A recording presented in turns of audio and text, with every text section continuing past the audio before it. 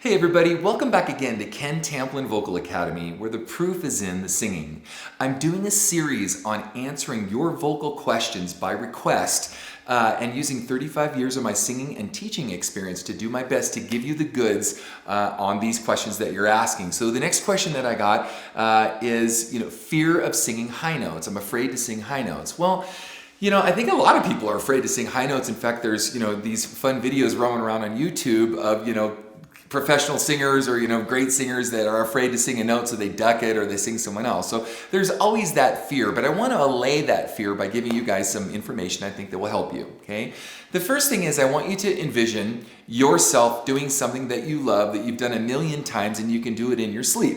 Really, think about it. I don't care if it's riding a bike, surfing, skateboarding, writing an essay, whatever that thing is, right? Well, it's because you've done it with repetition, and hopefully you've done it correctly with repetition, because just because there's there's an old saying, you just wash my tongue and I can't do a thing with it. There's an old saying is that practice makes perfect. Well, practice doesn't make perfect. It's perfect practice that makes perfect. Let's get that straight. It's not just practice that makes perfect, because you can embed a bad habit. It's perfect practice that makes perfect, okay? So assuming that you've been practicing perfectly and you're doing something that you love, and let's say for me, I like to swim in the ocean. I don't think twice about just jumping in the, now I watch the water conditions and I make sure that there's nothing crazy, but I jump in the water and I go for my swim or whatever it is that I do, and I don't really think twice about it. I really enjoy it, right? Well, you guys that enjoy singing should be in the same boat. So I have a singing course. It's called How to Sing Better Than Anyone Else, and I walk you through all this stuff step by step. So I'm obviously not going to turn you into an amazing singer in 2 easy minutes or whatever these crazy videos that are roaming around that claim that they can make you great or give you great vocal tips in 5 minutes. I will give you a great tip, and this is going to be this, right? When you think about the process of singing, it's building blocks, okay? Now, in a few videos ago, I discussed diaphragmatic support, and I incorporated posture and how to breathe correctly. That is a foundational building block for singing. So once you start to build this house, it's like building a house, so you build this foundation first. I cover this in my course. I've got a lot of great free tutorials on YouTube where you can get all this information, at least parts, little sound bites of it, in order to help you understand how this works. So once we're building this house, and if you've got your diaphragmatic support down, you've got your relaxation response between your chest, your neck, and your throat, you've built good open throat technique and good muscle memory for open throat technique, you understand your vowel modifications, and I have videos on all these, and I'll put as many as I can in the description tag so you can kind of go through them. And again, there's small sound bites. That alone isn't going to make you great, but it's going to really give you a good snapshot of the total sum and picture on what it takes. So imagine going through this and practicing this with good repetition and good practicing habits, practicing something correctly. Like I said, I just washed my tongue and I can't do a thing with it. That's an old TV commercial. I just washed my hands and I can't do a thing with them. Go check it out, old 70s, 80s commercial. Anyway, back to singing.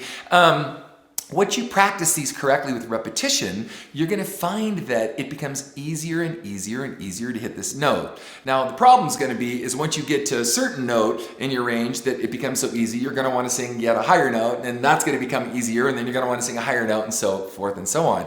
So it's not like just a one-stop shop, all of a sudden, I can sing something great. But let me explain too what I mean. When I think of a high note, I don't think of the note being high. I kid you not. Now, most people go, oh my gosh, my range, I'll go to an A4 if I'm a tenor or a high baritone like me, and that's the total top of my range, right? That's how most people think. Well, I don't think about it. I used to think about it like that, but I don't think about it like that anymore. I think about it like, okay, do I have good strength in my abdomen to sustain the note I want to do? Have I just oversung a phrase, or am I exhausted from oversinging something from before and now I'm trying to sing something even more difficult? Or did I pace myself? And there's a whole thing on pacing, and we'll discuss that too in a minute, or not in this video, but in another video. And then can I visualize the note that I'm singing? Now, here's where this gets interesting. There's a video out, how to trick your voice. Well, it's kind of absurd, but there's some truth to that, and let me explain. I used to like to surf a lot, okay? And for you surfers out there, or people that have gone in the ocean, you'll identify with this, all right? Now, in surfing, and even if you haven't surfed, please follow me on this because this will help you. There are different breaks on the shoreline. There's third break, which is the break that crashes right on the sand. There's second break that's a little farther out, and then there's first break that's really far out, or the biggest break that comes in from the ocean. And they usually kind of come in waves, 3 at a time, 4 at a time, 5 at a time, depending on the swells that are coming in. Well, what a lot of people do when they're scared is they're paddling out, past second break, and they're going to first break, and they don't always break at the same spot. Sometimes they break really far out, sometimes they break farther in. So you have to be prepared to get out to that wave before it gets you, right? So that's the high note. That first break is the high note.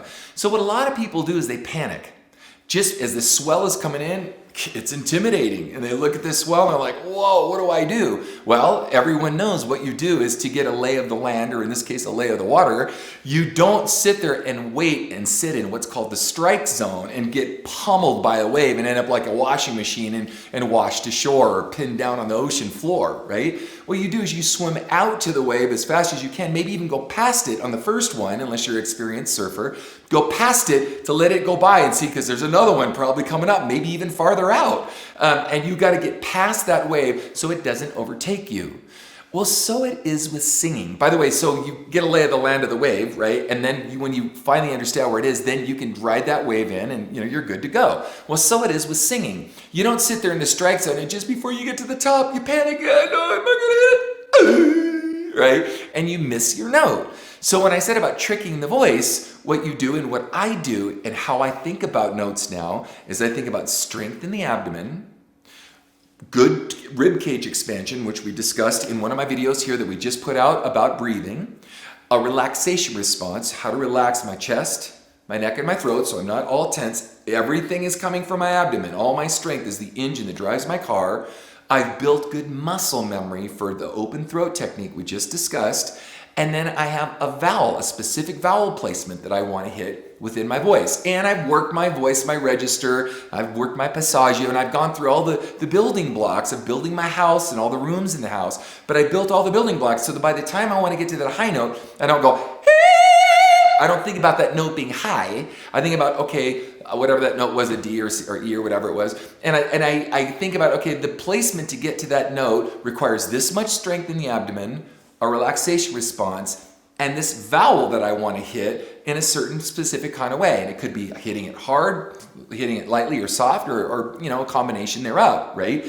So getting back to doing what you love and doing it with repetition. The more you do this over and over and over again, the less intimidating that note is. And then the more you sing a song over and over again, and you can pace your set where you don't over-sing one part of the set to where you don't have enough strength to get to the next part of the set. And again, relaxation response in the stomach too, so you're not bound up all the time where every song is just, pure tension, and you're able to manage away this stress and really understand how to get to these notes.